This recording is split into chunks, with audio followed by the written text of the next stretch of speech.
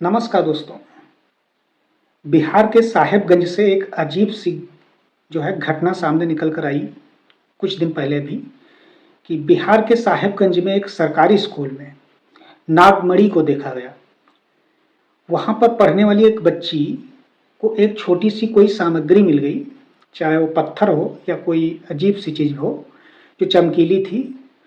तो उसने क्या किया, अपने मैडम को, अपनी मैम को जाके दिया कि ये नागमणि लग रहा है। तो हुआ क्या कि मैडम ने क्या किया कि उस चीज़ को, अजीब सी चीज़ को अपने रुमाल में रख कर कहते हैं कि अपने घर लेकर चली गई। शायद उन्होंने उसको नागमणि समझ लिया। आगे क्या हुआ कि मैडम 2 दिन की छुट्टी ले लेती हैं। उसके बाद जब 2 दिन बाद जो है जब स्कूल आती हैं तो बच्ची जो है स्कूल में और गार्जियंस को अपने बता चुकी होती है कि मुझे नागमणि मिली थी। गार्जियंस स्कूल आने लगते हैं या फिर जो है वहाँ के लोग नागमणि के लिए बोलने लगते हैं, पूछने लगते हैं। तो जब 2 दिन की छुट्टी के बाद मंडे को, सोमवार के दिन जब मैम स्कूल आती हैं, तब होता क्या है कि मैम से प्रश्न किया जाता है कि नागमणि कहाँ है, कि आपने जो नागमणि लेकर जो है घर जो गई थी आप, वो नागमणि कहाँ है। तो मैम क्या करती हैं कि वो अपने घर नागमणि को लेने के लिए फिर से जाती हैं और कहते हैं कि करीब 1 से 1.5 घंटे के बाद मैडम फिर वापस आती हैं स्कूल में, लेकिन नागमणि नहीं लाती हैं। और ज़्यादा दबाव बनाने पर गार्जियंस के या फिर वहाँ के लोगों के द्वारा दबाव बनाने पर मैडम पर, तब मैडम क्या करती हैं, एक कोई क्रिस्टल सा या अजीब सा कुछ लेकर आती हैं और जो वो चीज़ नहीं होता है जो पहले जिसको नागमणि लोग बताते थे, जो बच्ची जो उनको दिया था वो चीज़ नहीं लाती हैं, बदल के लाती हैं और कहती हैं कि ये जो बच्ची ने दिया था ये वही नागमणि है। लेकिन ये वो होता नहीं है, ये चेंज होता है इस बार जो होता है। बच्ची से पूछा जाता है तो बच्ची कहती है ये पहले वाला नहीं है जो मैंने दिया था इनको जो है। अब मैडम को काफ़ी परेशान कर दिया जाता है कि जो है आप नागमणि लेकर गई थी और जो है वो नागमणि कहाँ पर है। दोस्तों, धीरे धीरे ये मुद्दा जो है पत्रकारों के पास पहुंच जाता है और जो पत्रकार होते हैं वहां पर जाने लगते हैं स्कूल में और उसकी जांच करने लगते हैं कि कहाँ पे नागमणि है, कैसी नागमणि है। हालांकि उस नागमणि का अभी तक पता नहीं चला, लेकिन कुछ लोग उसे अफवाह बता रहे हैं कि ये अफवाह है, या फिर कुछ लोग कह रहे हैं कि ये कोई पत्थर होगा या कोई अन्य सामग्री होगी जो चमकीली होगी, क्रिस्टल सी होगी, और उसको जो है बच्ची ने नागमणि समझकर मैडम को दे दिया और मैडम नागमणि समझकर अपने घर लेकर चली गई। खैर, ये मुद्दा मेरा ये नहीं है कि नागमणि मिली या फिर नहीं मिली। क्या दोस्तों, वास्तव में नागमणि होती है? आपने कभी नागमणि देखा है? कैसी नागमणि होती है? या कभी किसी को नागमणि मिलते हुए सुना है कि किसी को नागमणि मिली है अब तक? मुझे तो लगता है कि ऐसा कभी मेरी जानकारी में तो नहीं हुआ कि किसी को नागमणि मिला हो, या किस प्रकार का नागमणि होता है। आजकल मार्केट में जो है बहुत सारे धंधे चल रहे हैं नागमणि के। उसमें करते क्या हैं कि रेडियम लगा देते हैं, एक अजीब से पत्थर या क्रिस्टल में रेडियम फिट कर देते हैं और उसको लाखों करोड़ों में जो है, हजारों में उसको जो है बेचते हैं।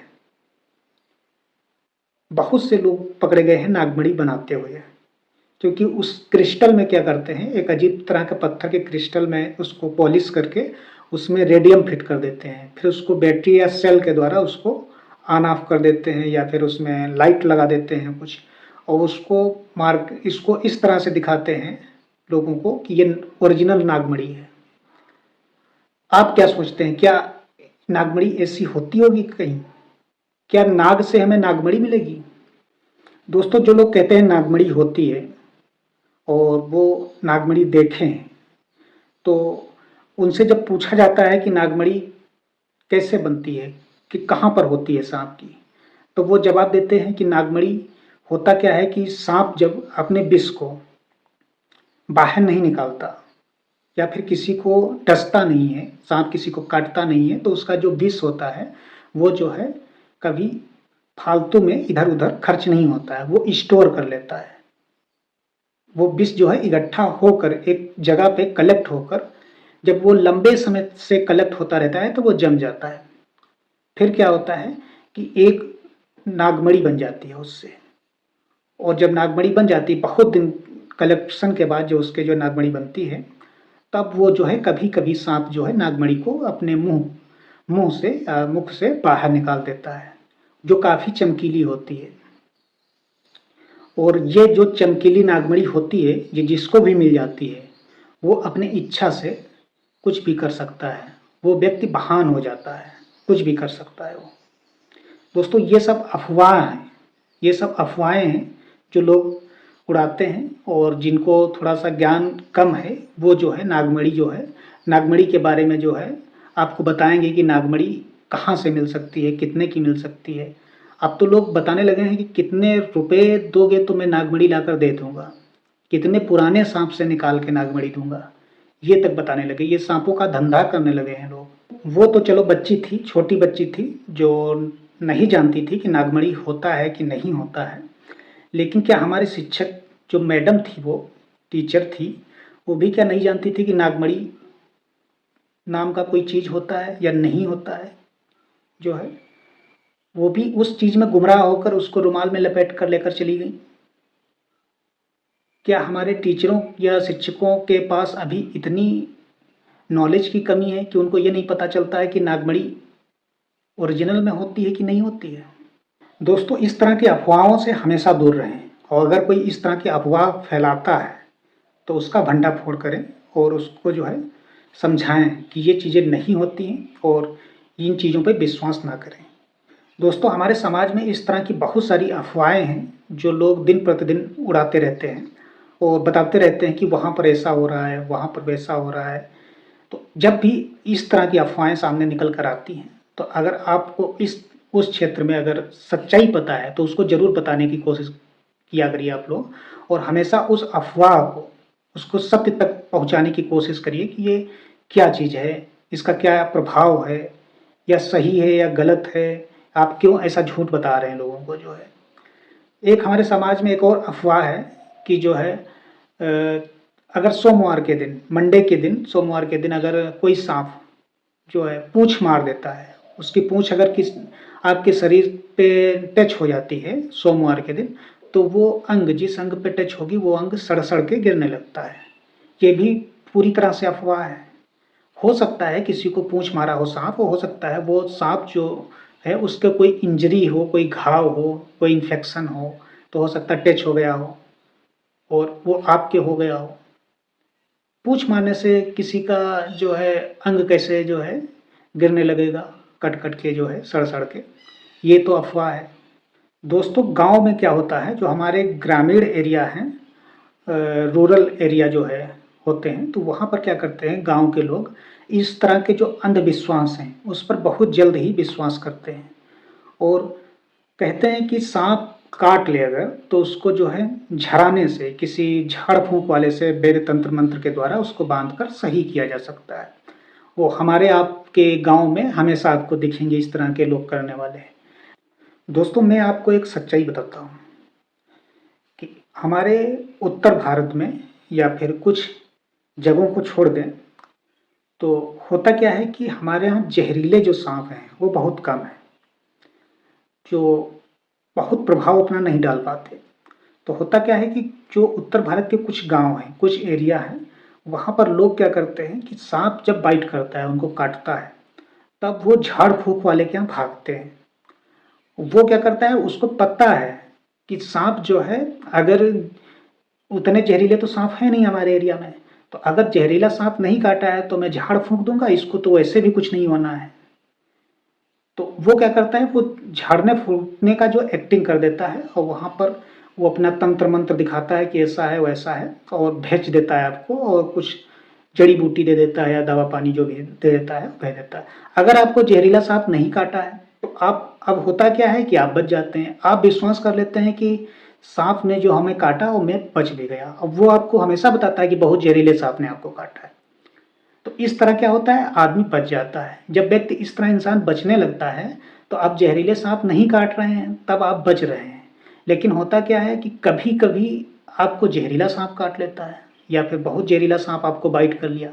अब क्या होता है, अब आप उसके यहाँ जाएंगे तो अब वो आपको बताएगा कि जो है आप लाने में थोड़ी सी देर कर दिए, या फिर वो कोई भी बहाना दे सकता है और आपको बचा नहीं पाएगा, क्योंकि आपके पास टाइम बहुत कम होता है जो है उस टाइम पर बाइट करने के बाद में।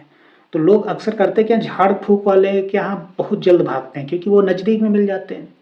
डिस्ट्रिक्ट हॉस्पिटल जहाँ एंटी वेनम मिल सकता है वो बहुत दूर होता है, गांव से बहुत दूर है।